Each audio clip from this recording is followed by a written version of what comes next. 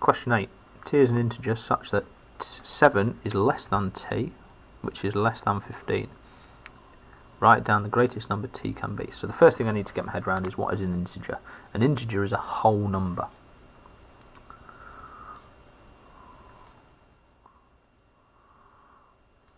Okay, an integer is a whole number.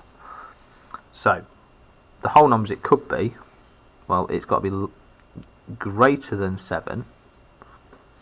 So it could be 8, 9, 10, 11, 12, 13, 14.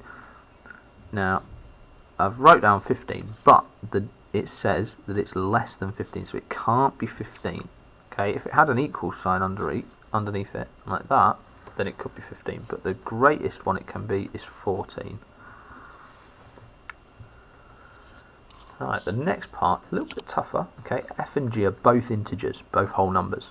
F add g equals 500. Now, f is 160 greater than g. Calculate the value of f and the value of g. Now, if they were both the same amount, they'd probably use the same letter.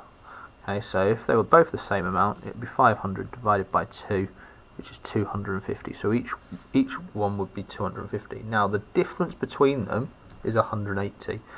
So I'm going to do 160. So I'm going to do 160 divided by 2, which is 80.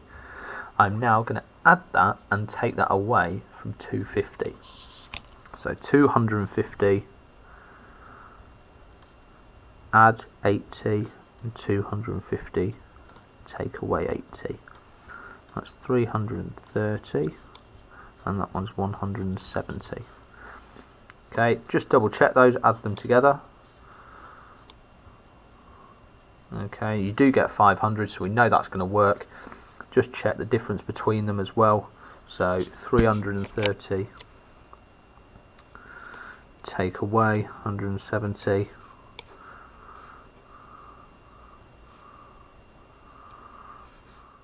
Okay, it is 160, so I know that works. So it's 330, which is f, because that's greater than g, based on the question up here.